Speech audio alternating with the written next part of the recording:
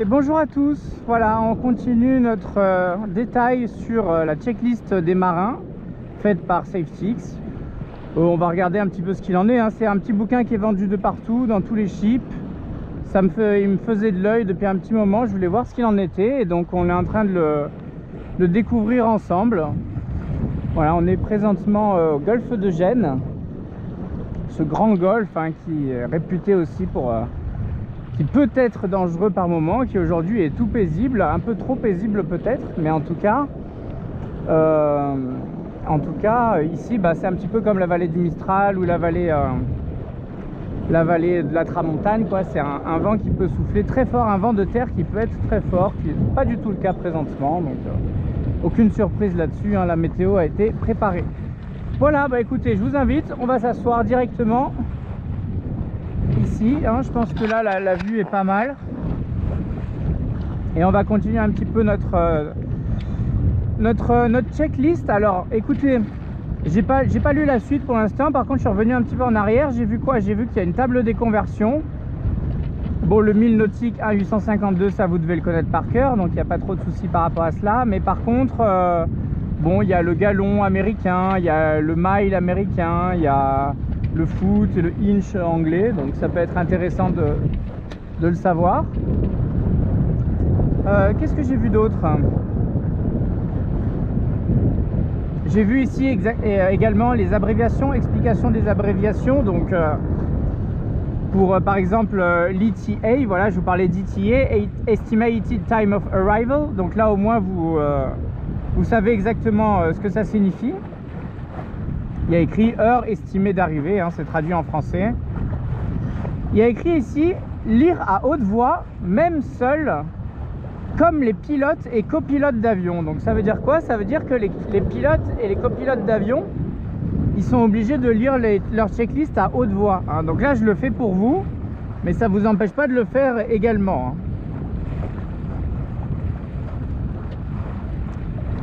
Et qu'est-ce que j'avais vu d'autre? Non, c'est à peu près tout. Et oui, et puis après il parlait beaucoup de second, etc. Hein, on comprenait pas trop pourquoi ça parlait beaucoup de second. Ma déduction, c'est que vu que ça parle quand même pas mal de choses poussées type traversée, pour une traversée on doit avoir un second et pouvoir par contre ils disent, c'est là encore je ne les suis pas vraiment, ils disent c'était où les 10 commandements? Tu t'appuieras sur un second. Donc c'est encore très bizarre. Moi j'aurais dit tu brieferas un second en particulier, quoi. C'est-à-dire que peut-être que sur une longue traversée il y a une personne qui va être un petit peu plus briefée sur les choses sur lesquelles relayer la responsabilité, le rôle de chef de bord si jamais vous n'êtes pas bien, si jamais il se passe quelque chose, si jamais vous êtes tout simplement en train de dormir et que c'est quelque chose qui nécessite pas de réveiller le chef de bord, mais que du coup cette personne là peut être la personne en question, le référent en question, voilà. Mais en aucun cas se reposer dessus, quoi. Voilà, bah écoutez, on continue. On a un petit nuage mais ça va passer vite. On en était donc mal de mer, etc. On avait fait faites votre sac. Donc documents perso, carte d'identité, passeport, visa, permis de conduire, carnet de vaccin, carte de crédit, titre de transport, guide de voyage. Là on parle encore de gros voyages, mais sinon déjà carte d'identité, passeport évidemment si vous quittez la France, voilà, permis de conduire, je sais pas si ça c'est toujours bien d'avoir ses papiers, mais bon, pas forcément d'intérêt pour des petites navigations en cabotage, voilà. Essentiel, lunettes de soleil, trousse, serviettes de toilette, hygiène intime, téléphone, portable, chargeur et adaptateur. Désolé, je lis mal, mais c'est tout en abréviation parce qu'ils veulent faire rentrer ça sur des petits trucs. Donc du coup, c'est tout en abréviation. Bon, bah ça, c'est classique, hein. Ils ne parlent pas de casquette ou de chapeau. Donc attention quand vous prenez... Attendez, je vais aller régler Saori.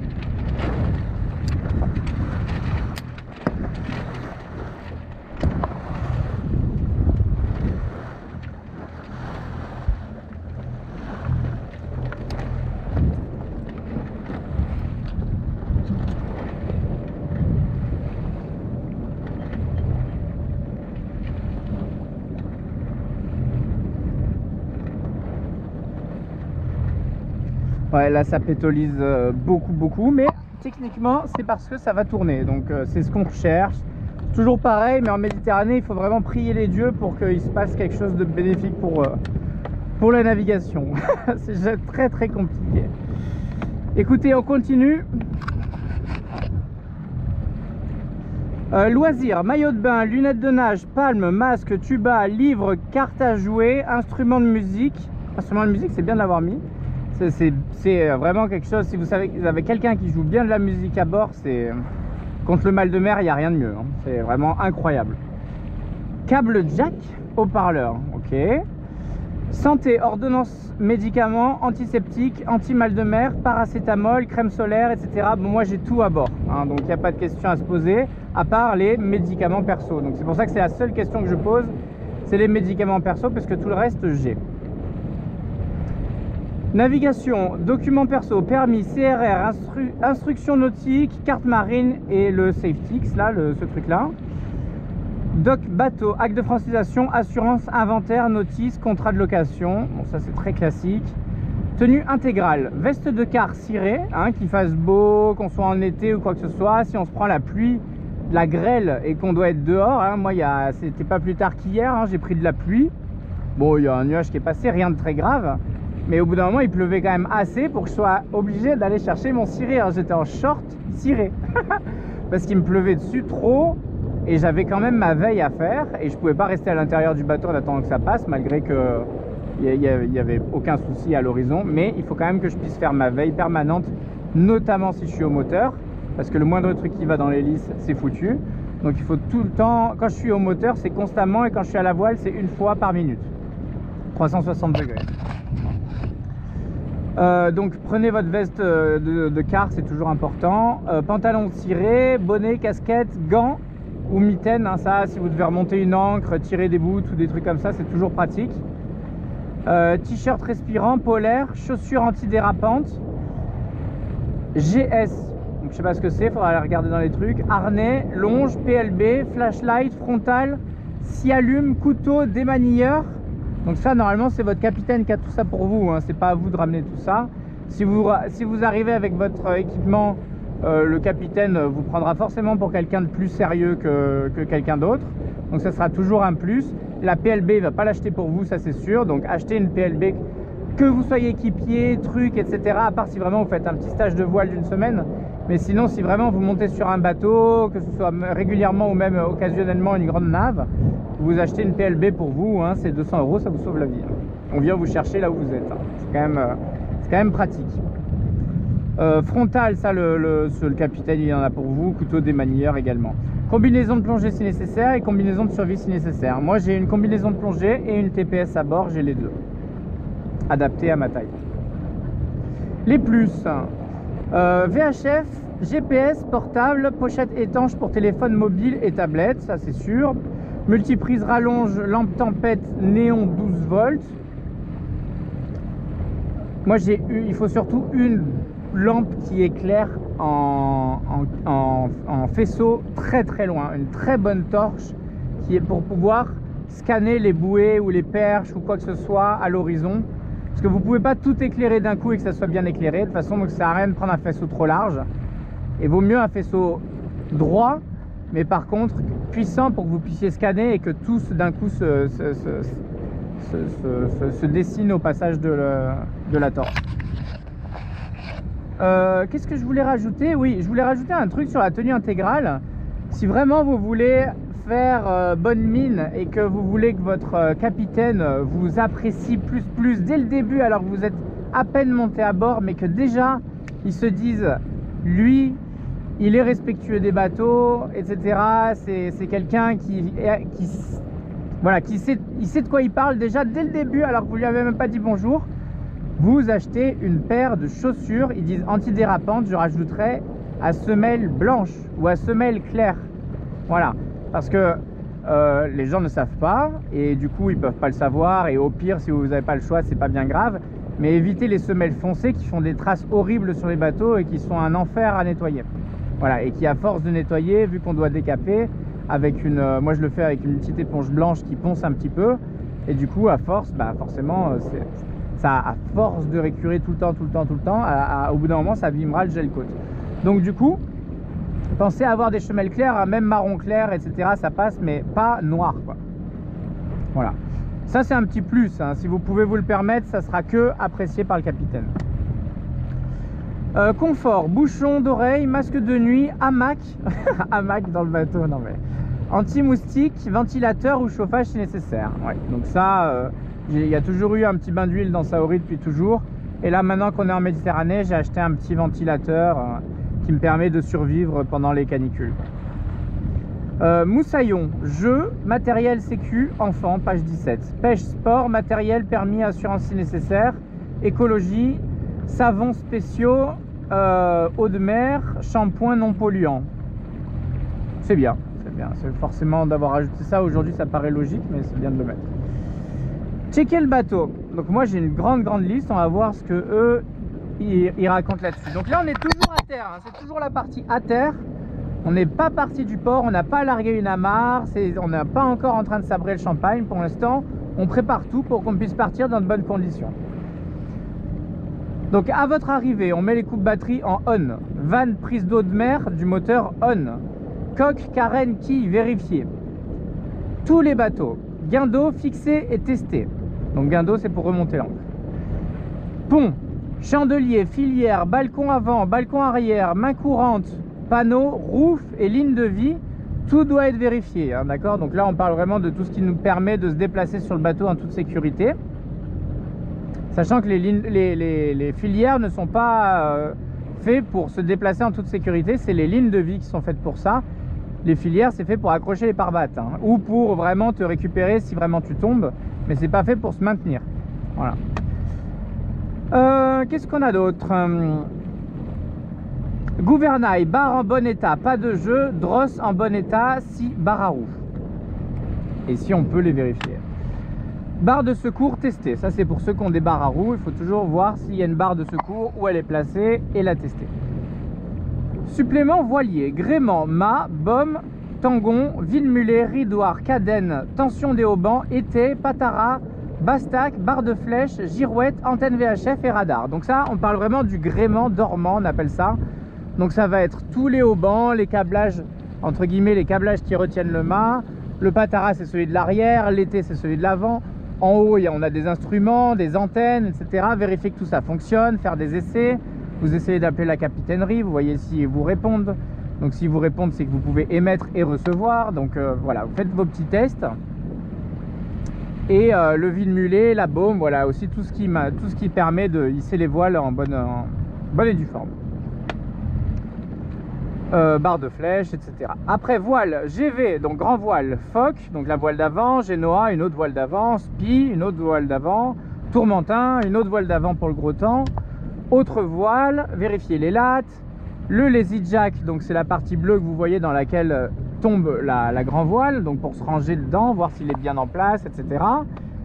Lazy jack, pardon, c'est les fils qui permettent de tenir le lazy bag, voilà. Et sinon, ça s'appelle un taux. Voilà, quand vous n'avez pas ce système-là, c'est juste un truc pour envelopper la grand voile, ça s'appelle un taux.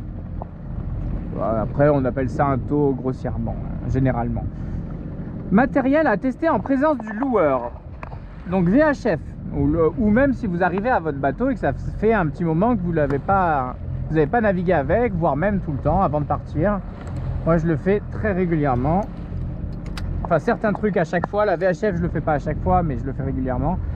Donc VHF, GPS, pilote auto, centrale de nav, moteur inboard, embrayage, moteur inboard, juste une ligne pour ça. À mon avis ça sera détaillé par la suite. Embrayage, guindeau, propulseur d'étrave, pompe de cale, autre pompe, vanne, eau, gaz et carbe, je sais pas ce que c'est. Robinet, douche, gazinière, four, chauffage, annexe gonflée si possible, moteur d'annexe, carbe, bateau annexe. Alors, je sais pas ce que c'est carbe. On va regarder, hein, c'est écrit.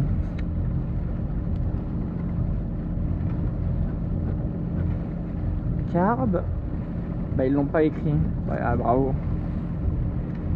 Ils l'ont pas écrit dans leurs abréviations. Super. Bon, c'est pas grave. En tout cas, grosso modo, là, qu'est-ce que c'est? C'est check électricité, moteur, plomberie. hein, on va venir vérifier tout ce qui est vanne, tout ce qui est gaz aussi. Donc tout ce qui est système d'eau, tout ce qui est système de gaz, tout ce qui est système électrique, tout ce qui est système mécanique au niveau du moteur, au niveau du gasoil, etc. Au niveau de bon, tout ce qui est douche, etc. C'est plus la plomberie classique. Voilà, on va venir vérifier tout ça avant de partir, évidemment, pour que s'il y a un problème, eh ben, on annule la navigation, on répare le problème et après seulement on part, quoi. Accastillage, winch, manivelle, taquet, poulie, chariot et enrouleur. Donc ça, c'est tout ce qui va vous servir un petit peu à régler les voiles, vérifier que les poulies sont bien entretenues, qu'il n'y a pas des réas qui sont cassées, qu'elles sont bien graissées, huilées, pareil pour les winches, etc. Voilà, voir que est-ce qu'on va avoir des difficultés pour manœuvrer les voiles ou est-ce que tout est clair, tout est entretenu, un petit peu de WD-40 dans certaines choses, etc. quoi. Pareil pour le piano, vérifier que tous les coinceurs marchent.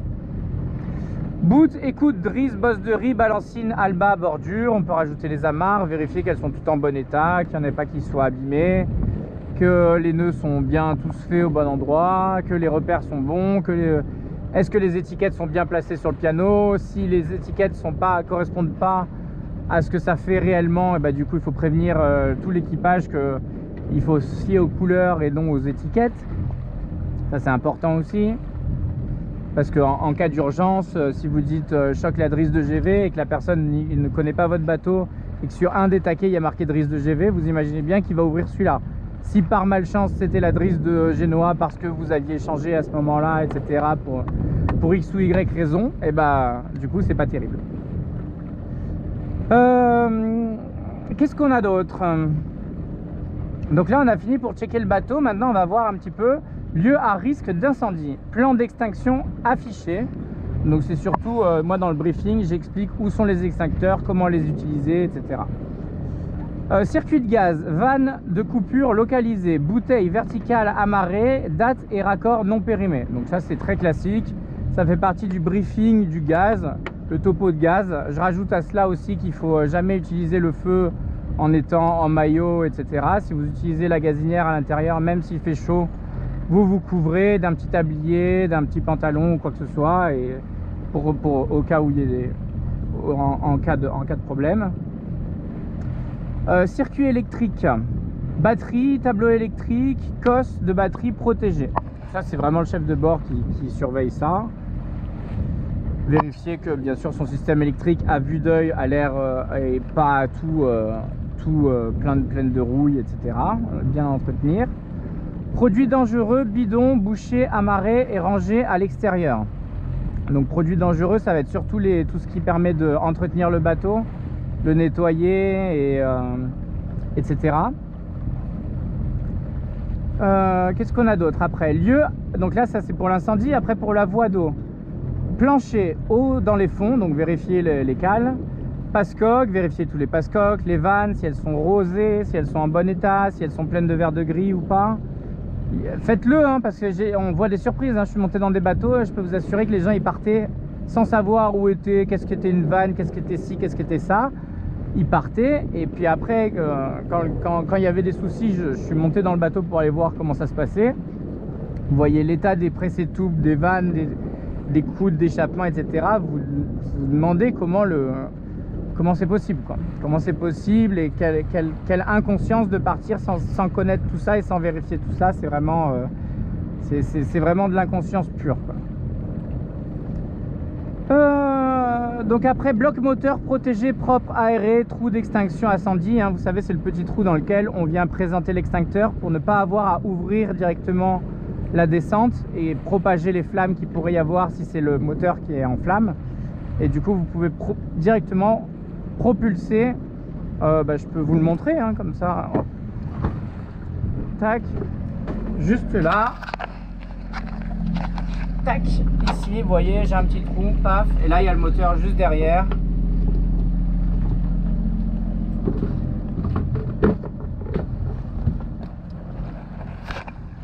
Voilà, donc si vous l'avez pas, vous pouvez l'installer, un petit coup de scie cloche dans la descente et un petit bouchon et c'est réglé. Voilà.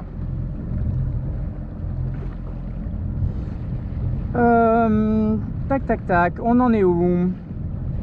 Donc plancher, passe-coque, pompe de cale, fermé, pinoche amarrée, hein. Donc moi dans mon bateau j'ai une pinoche à côté de chaque vanne, parce qu'il n'y a pas 36 vannes et passe-coque dans un bateau au final. Donc au lieu d'avoir un sac énorme de pinoches et tout et qui vous sert à rien, vous en gardez quand même un petit set histoire d'eux au cas où, mais en tout cas vous achetez une pinoche de dimension de chaque vanne et vous les mettez dans votre bateau et vous les fixez à côté. Comme ça il n'y a pas besoin d'aller chercher ni dans le sac de pinoche, ni à droite ni à gauche. S'il y a un problème avec la vanne, le tuyau, quoi que ce soit, vous prenez la pinoche, paf, elle est déjà adaptée, elle est déjà bonne quoi. Et puis si jamais vous en avez quand même en plus au cas où quoi. Mais en tout cas ça c'est vraiment une question de ça vous permet de gagner des secondes, des litres d'eau en moins dans le bateau, etc.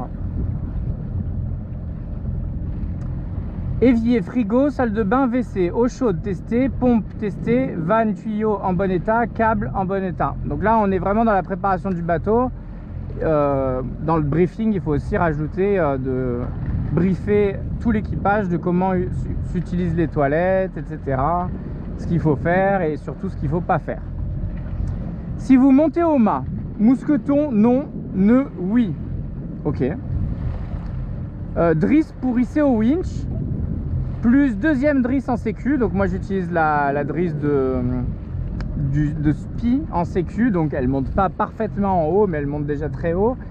Et bon, le souci c'est qu'elle est un peu devant, donc il faut la ramener derrière, mais bon c'est pas un problème. Faut penser à passer les haubans avant de grimper au mât.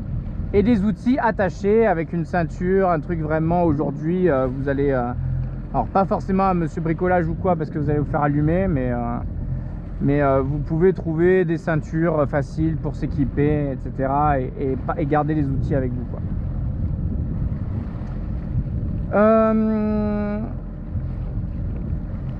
Réservoir d'eau en bon état, bloc moteur, arbre d'hélice, presse et toupe localisé, moteur principal, niveau vérifié, batterie chargée, courroie tendue, détecteur de fumée ou de monoxyde de carbone vérifié. Ah ça doit être ça, carb. C'est détecteur sûrement hein, j'imagine. Entretien, carnet d'entretien vérifié, bougie, injecteur, vidange, filtre, turbine eau de mer et cils en bloc. À cela je rajoute un truc qui est très important et qui n'est jamais écrit nulle part, que ce soit sur ça n'est pas écrit sur la Bible des Glénans, ça n'est pas écrit sur le magnifique Safetix checklist 100% pour tous les marins. C'est très difficile de le voir écrit en tout cas. Il faut vérifier votre coude d'échappement. Les coudes d'échappement qui se trouvent à l'arrière du moteur, c'est là où se sortent et l'eau de mer chaude et salée, etc. Enfin de l'eau de mer chaude, plus les gaz d'échappement, les deux en même temps. Ça passe dans un coude qui est soit en fonte, soit en inox, et qui sont des pièces d'usure qui s'abîment assez vite et qui se changent malheureusement assez régulièrement. Donc du coup on va dire entre 5 et 15 ans quoi, pour faire une fourchette très large. Donc à surveiller, mais en tout cas ça se change plusieurs fois dans la vie d'un bateau. Et en même temps d'ailleurs le fait de déposer, donc c'est-à-dire retirer tout le bloc échangeur, donc là où se fait le mélange entre, l'échange thermique entre le liquide de refroidissement et l'eau de mer, si vous avez un système à liquide de refroidissement, ça aussi ça doit s'entretenir, il faut le vider, il faut le tremper dans un bain d'acide pour qu'il soit tout récuré et puis le réinstaller et tout. Il y a des joints à changer, etc. Donc tout ça, ça doit se faire assez régulièrement également, et malheureusement vu que c'est quelque chose qui se fait pas souvent, et du coup on en parle trop peu régulièrement, mais quand même hein, ça se fait pas autant qu'un presse-étoupe, mais ça se surveille quand même. Donc voilà, très important de le rajouter, trop peu cité malheureusement. Alors on en est où là? La batterie 41%, 24 minutes, on est pas mal. Est-ce qu'il reste beaucoup de pages à terre? Oh, ah oui, et oui, eh non, il y a beaucoup de choses là. Alors après, checker le matériel. Donc c'est pour ça qu'au final, vous voyez que il y a de quoi faire pas mal de vidéos rien que sur la sécurité avant de partir en mer, et combien sont les personnes qui n'ont aucune idée de tout ça. ou très peu, ou vaguement, ou pas assez, ou qui ont survolé mais sans plus. Là, ça c'est du par cœur, et c'est avant chaque nav, hein. Il y a des trucs que vu qu'ils ne changent pas, bah, une fois que vous l'avez fait, c'est fait. Mais il y a des trucs qui se refont avant chaque navigation. Grosso modo, hein, moi avant de partir, je me suis arrêté hier au port. Et avant de partir, j'ai fait ma petite checklist, hein. Il y a nombreuses des choses qui sont citées, qui sont dans ma checklist, hein. Ma checklist quotidienne. Alors, sécurité perso. GS. Gilet de sauvetage, GS. Donc GS, gilet de sauvetage, 1 par personne minimum. Harnais et longe, tout bateau. PLB ou mob AIS. Donc ça aujourd'hui, PLB on va dire que c'est bon, bah vous la gardez pour vous, c'est votre balise perso, que vous soyez même en montagne sous une avalanche ou en mer au milieu de l'eau, vous appuyez, ça envoie un signal de détresse. Alors c'est pas satellite, donc ça marche pas au milieu de l'océan, mais ça se relaye comme un par ASN, et du coup ça se relaye de bateau en bateau jusqu'à la côte. Et tout le monde est au courant et ça signale votre position. Ça c'est ce qu'il y a de mieux et ça coûte 200 € de mémoire. Et après vous avez des mobs, donc ça c'est encore plus petit, hein. La PLB elle est pas bien grande et par contre après les mobs sont encore plus petits, hein, et moins chers. Et là c'est pour le capitaine, il en distribue 1 par personne. Notamment quand s'il va dormir et que d'autres personnes prennent leur quart, bah au moins vous savez que s'il y a quelqu'un qui tombe à la mer, à partir du moment où il tombe à la mer, ça sonne sur votre VHF comme quoi il y a un homme à la mer. Donc ça c'est vachement pratique. Ça ne sert qu'à ça, je crois, mais en tout cas c'est si quelqu'un tombe à l'eau, ça envoie directement sur votre VHF et aux alentours un homme à la mer, quoi. Voilà. Repérage lumineux, lampe poche, frontale, flashlight, s'y allume. Donc pareil, hein, il y a des petits bâtons qu'on casse, qu'on peut avoir dans le gilet. Moi j'en ai un dans mon gilet perso, j'ai un petit bateau que je casse avec une flashlight. J'ai une petite lumière qui s'allume quand elle est dans l'eau, quand elle touche l'eau, pour pas se consommer le restant du temps. Et j'ai aussi carrément de la fluorescine là pour vraiment faire une tache colorée très visible des cieux. Facilement repérable par avion, etc. Au cas où, quoi. Si vraiment il y a besoin, elle est étanche, donc s'il n'y a pas besoin, je la claque pas pour rien, mais s'il y a besoin, je peux la claquer. Sachant que, je pensais à ça la dernière fois, mais il y a tellement de gros plastiques qui flottent en Méditerranée en surface qu'aujourd'hui, repérer quelqu'un sur l'eau, bah, ça doit être plus compliqué qu'à l'époque. Parce que des fois, vous voyez vraiment des gros trucs blancs qui flottent et tout. Et d'un avion, bah, vous savez pas si c'est du plastique ou si c'est quelqu'un. Donc aujourd'hui il y a le doute, alors qu'avant bah, c'était soit c'était un dauphin, soit c'était vous, quoi. Il n'y avait pas trop de questions à se poser, quoi. Aujourd'hui il y a vraiment des fois des bouées en plastique qui flottent, des trucs, on ne sait pas trop, des caisses de poissons, etc. en polystyrène qui flottent.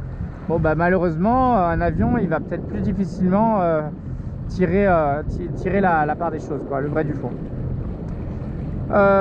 Tenue intégrale, donc là bon, c'est pour s'habiller, j'imagine. Page 9, on verra ce qu'il en est.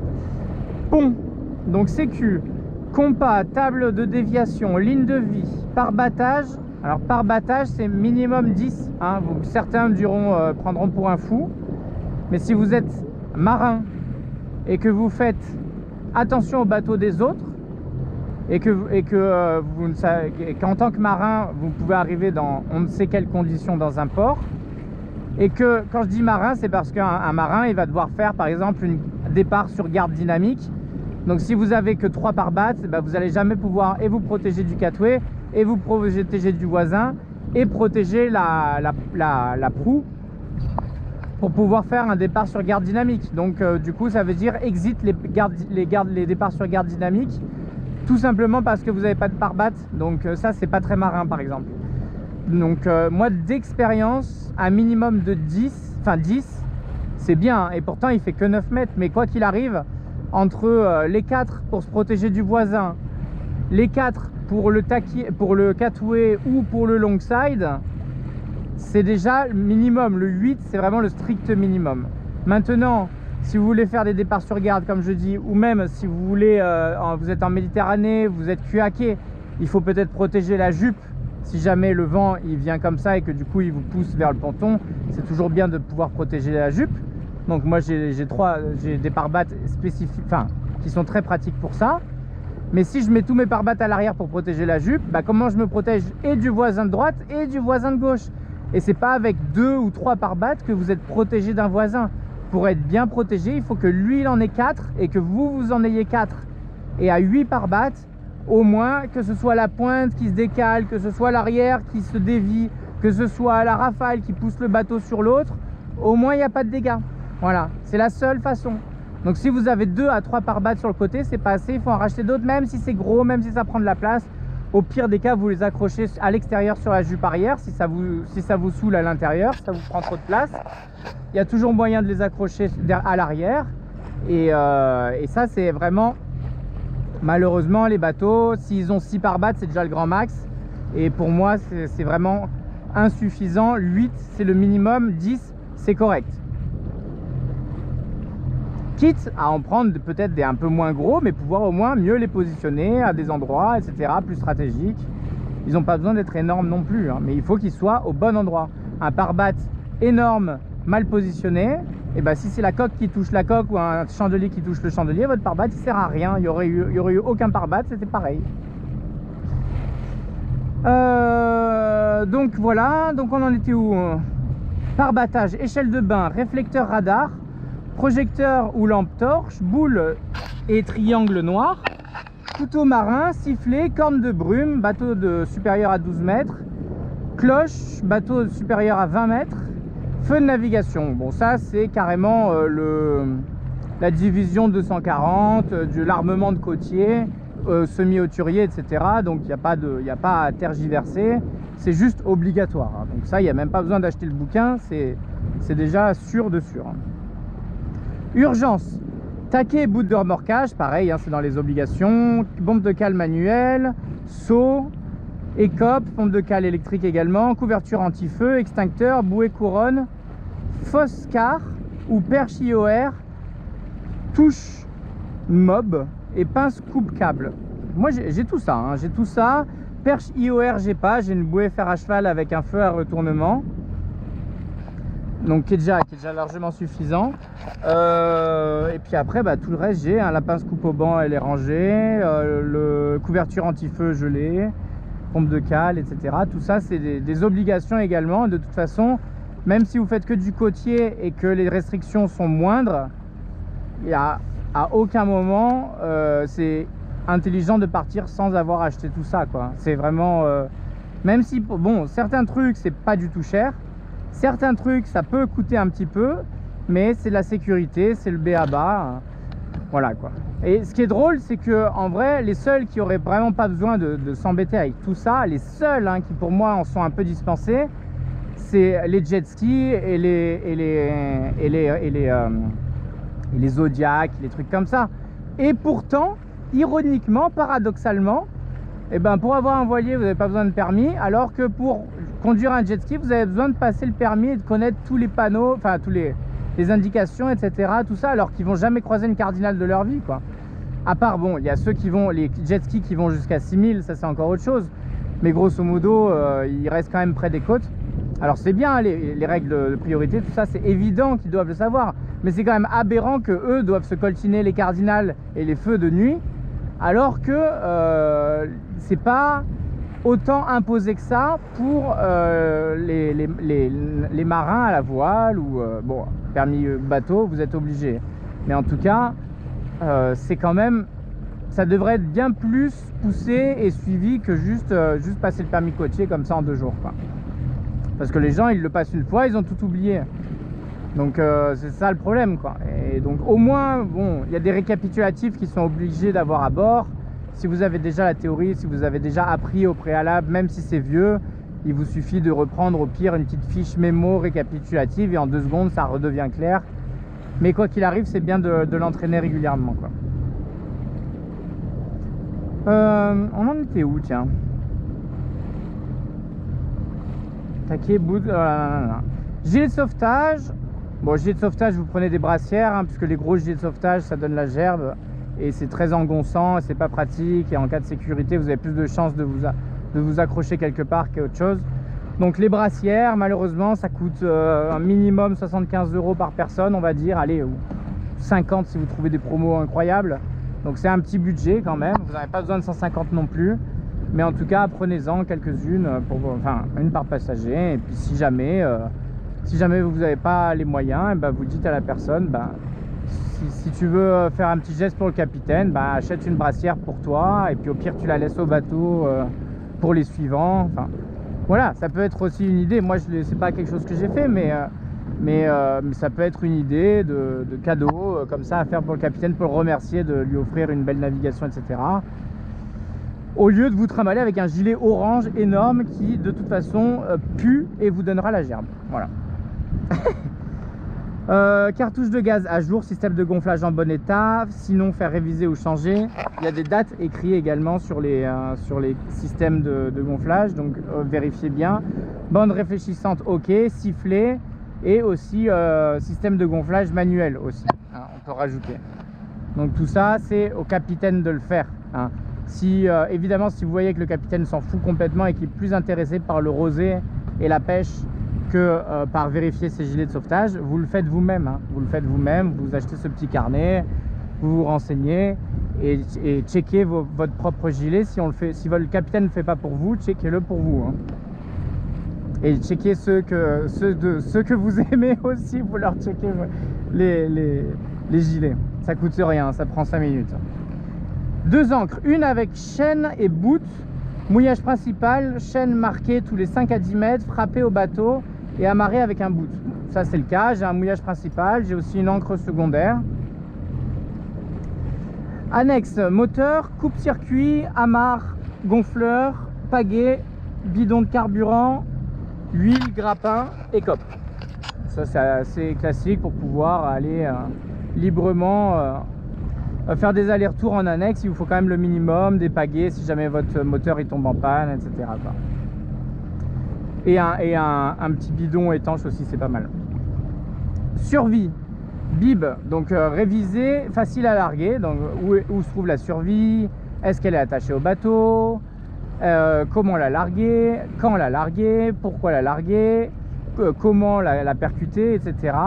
Et surtout, s'il y a un seul truc que vous devez dire aux personnes, même si dans la grande majorité des cas c'est le chef de bord qui va s'occuper de ça, mais si jamais c'est pas le chef de bord qui doit percuter le radeau de survie, le seul truc qui est très important à dire, c'est d'accrocher la survie avant de la percuter. La survie doit toujours rester accrochée au bateau, parce que le pire des cas, c'est que votre bateau soit en train de couler, que vous percutiez une survie et que vous voyez pas, même dans la pétole ou quoi que ce soit, il suffit qu'il y ait du courant ou quoi, et que vous voyez votre survie dériver et que vous ayez à en choisir entre nager après la survie et mourir d'épuisement, ou couler avec votre bateau. Donc du coup, méfiez-vous de ça, hein, c'est hyper important, et ça c'est une des choses qui est trop souvent oubliée. Cabine, table à carte, pavillon national, pavillon NEC et de courtoisie, carte marine dont papier, 6 pannes GPS, instructions nautiques, carte des courants, annuaire des marées, synthèse du balisage, extrait du RIPAM, si possible, journal de bord, livre des feux, compas de relèvement, règles de CRA, point de sèche, crayon, etc. Bon, je peux vous montrer un petit peu rapidement quand même.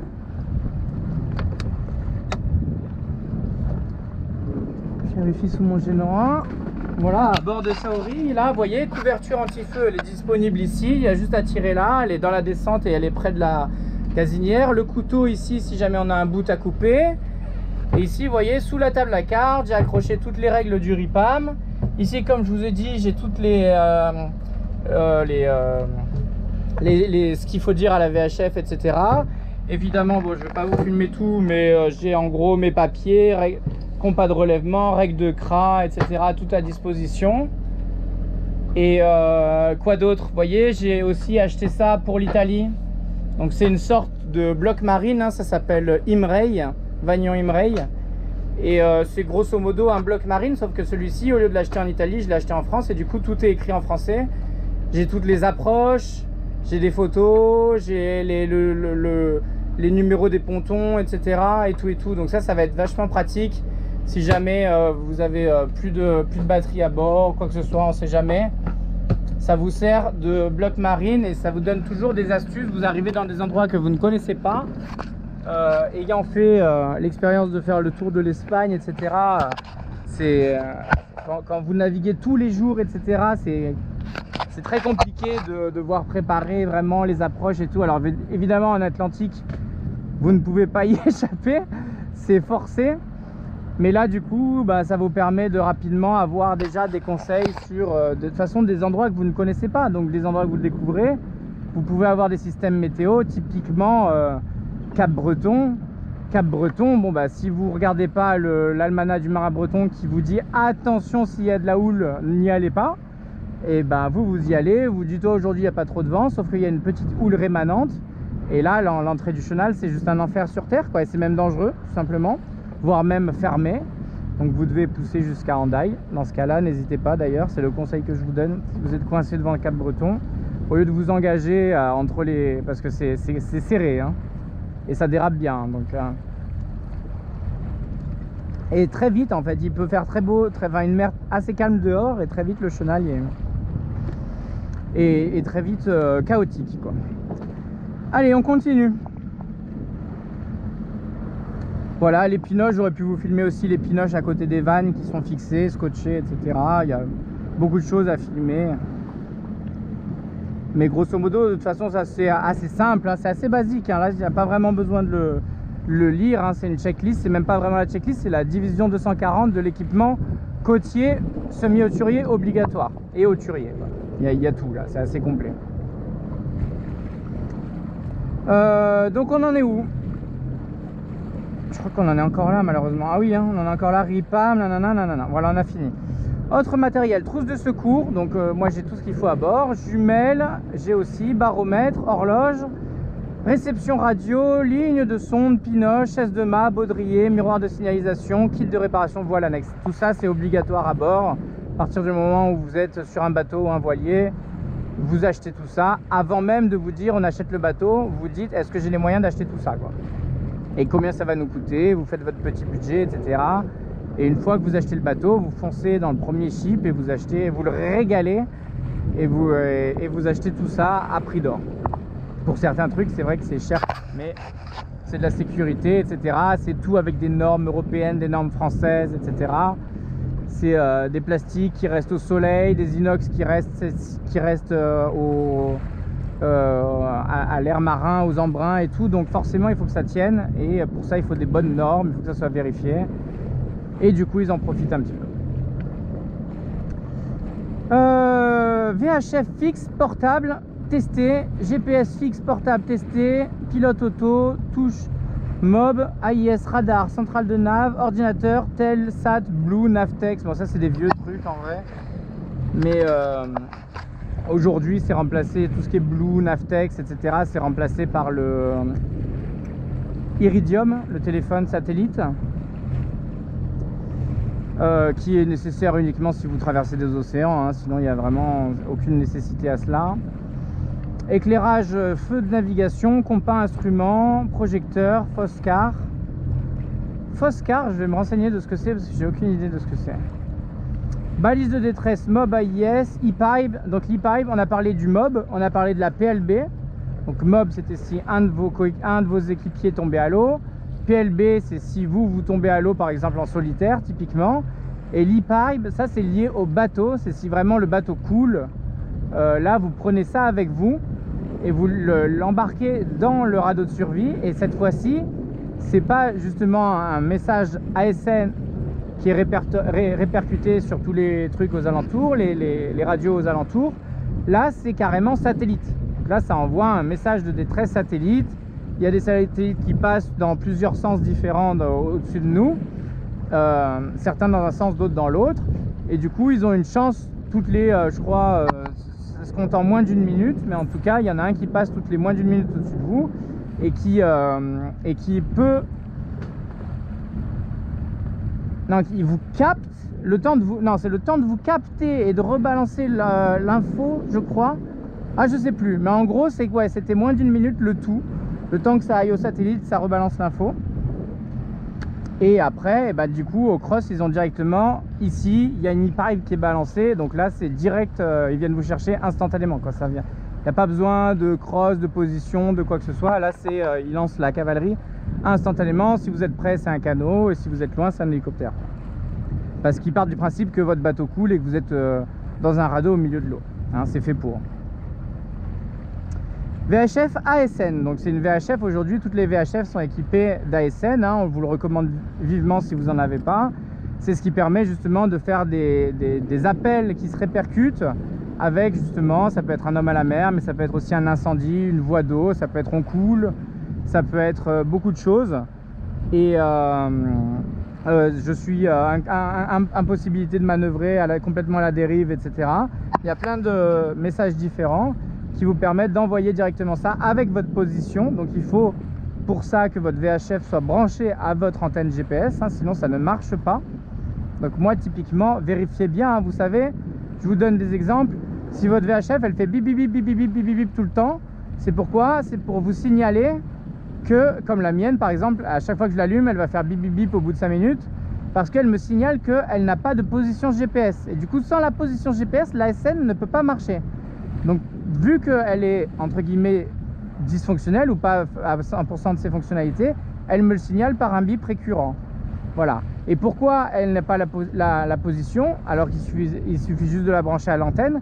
Ben, tout simplement parce que moi mon antenne est branchée à mon vieux traceur Larrey Marine tout vieux qui sert à rien. Et du coup il faut savoir que si vous avez le même système que moi par exemple, et ben, il faut absolument allumer votre traceur pour que le traceur récupère la position, pour que la position se remette sur la VHF et que là vous puissiez faire un appel ASN avec la position GPS. Voilà, donc important, si vous avez le même souci que moi par exemple et que vous devez faire un appel à VHF ASN avec la touche Distress, la petite touche rouge, il faut absolument que le traceur soit allumé avant, ou en tout cas vérifier tout simplement sur la VHF s'il y a les coordonnées latitude, longitude qui sont affichées. Si elles ne sont pas affichées, votre appel il servira à rien.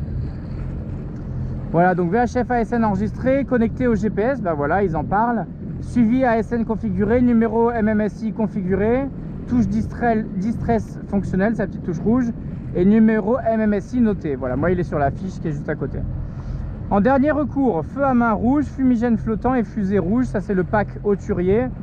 250 € tous les 3 ans ou tous les 5 ans je crois, enfin c'est très récurrent. J'en suis à mon 3e pack, hein, de feu que je n'ai fort heureusement, et j'en suis totalement heureux, hein, je ne vais pas me plaindre de ne jamais avoir utilisé, mais en tout cas ça fait quand même 750 € de feu en 6 ans et demi de navigation, donc c'est quand même quelque chose, c'est quand même un budget.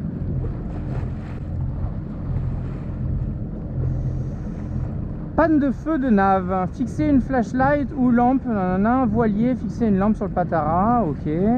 Outillage, outils de base, scotch électricien, dégrippant, dégraissant, colle rapide, mastic, étanchéité. Bon, moi j'en rajouterai quand même beaucoup plus, hein, surtout dans les outils de base. Qu'est-ce qu'ils entendent par outils de base, hein, parce qu'il faut quand même pas mal d'outils.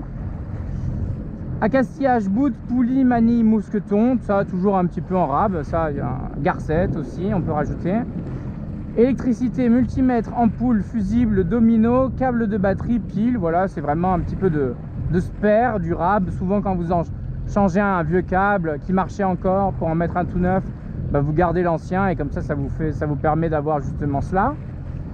Moteur, joint, durée, quitte à le mettre en provisoirement en attendant de le changer avec un tout neuf plus tard, mais en tout cas si vous savez qu'il marche, ça sert à rien d'en acheter un autre neuf à côté et de jeter celui qui marche. Moteur, joint, durite, courroie, turbine, bougie, clavette d'hélice et moteur hors bord. Donc tout ça c'est assez classique. Ouah, la pharmacie, et ben du coup moi on fera une vidéo spécifique sur la pharmacie. 10% déjà, oh là là, 10% les amis. Donc malheureusement on va devoir s'arrêter là. En tout cas la pharmacie, ça je vous ferai une vidéo spécifique. On va la comparer entre ce que moi j'avais par rapport à celle-ci. Je pense qu'à vue d'œil elles sont très semblables. Et du coup, je vous la montrerai parce que moi j'ai acheté tout, je vous expliquerai tout, le CCMM, etc. Il y a pas mal de choses que on fera un gros chapitre là-dessus, d'accord? Sac d'abandon, donc c'est le grab bag. Avitaillement, enfant à bord, briefing sécu, briefing éco-geste. Oh là là, il va y en avoir encore un paquet, hein.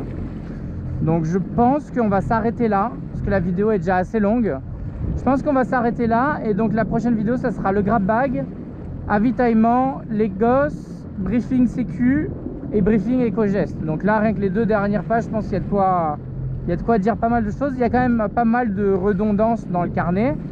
Mais disons qu'il y en a un où c'est la préparation du bateau. Après, on va parler du briefing, donc forcément, on va reparler de certaines choses. Après, on va parler de juste avant la navigation, donc on va encore reparler de certaines choses.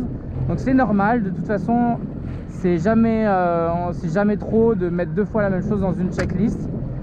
C'est jamais de trop. Ce qu'il faut, c'est qu'il ne manque rien. Donc là, je suis assez content de voir à quel point c'est exhaustif, hein, je crois que c'est ça le mot, hein. Donc je suis assez content de voir à quel point ça suit un petit peu ma logique et la façon de bien faire les choses. C'est quand même très poussé. Ça vous permet, si vous suivez tout ça à la lettre, vous pouvez faire de toutes sortes de navigations, hein. Attention, bien sûr, il faut après préparer les marins et un bateau adapté, évidemment. Mais en soi, au niveau des checklists nécessaires, du briefing, pour l'instant, on est bon. Moi, j'en ai plein sur mon PC. Je vais voir si j'ai des choses à rajouter par la fin ou pas. Voilà. Écoutez, hein, j'espère que ça vous intéresse. En tout cas, j'espère aussi que je rajoute du concret à cela, des choses un peu plus pratiques ou des explications un peu plus larges que un mot ou 2 mots avec 3 petits points et une abréviation. Parce que là, c'est vrai que comme ça, moi, ça me parle parfaitement parce que tout ça, je connais par cœur. Mais peut-être que quelqu'un qui voit juste 2-3 tenues intégrales adaptées, bon, il y a écrit page 9. Éviter faim, froid, fatigue, humidité, odeur forte. Bon, pour juste le mal de mer, bon, il n'y a pas que ça, hein, évidemment. Mais si vous voulez, avec beaucoup d'abréviations ou de choses très résumées, ça, c'est vraiment une checklist pour ne rien oublier quand vous connaissez les choses. Donc moi, je suis là un petit peu pour détailler tout ça et vous expliquer un petit peu ce qu'il en est de chaque chose qui me paraît pas assez bien expliquée. Voilà, pareil pour le coup d'échappement, des choses comme ça qui sont trop peu expliquées. Voilà, donc avec moi, au moins vous avez toutes les explications nécessaires. Si vous en avez besoin, si vous avez des questions ou quoi, n'hésitez pas dans les commentaires, j'essaierai d'y répondre. S'il y a des choses, encore des zones d'ombre sur ce qui a été abordé, de toute façon je sais qu'il reste encore beaucoup de choses. Donc voilà, je vous embrasse, je vais recharger la GoPro une 2e fois et on est reparti encore pour une prochaine navigation, une prochaine vidéo en nav à bord de Saori avec la checklist des marins. Bye bye, ciao ciao.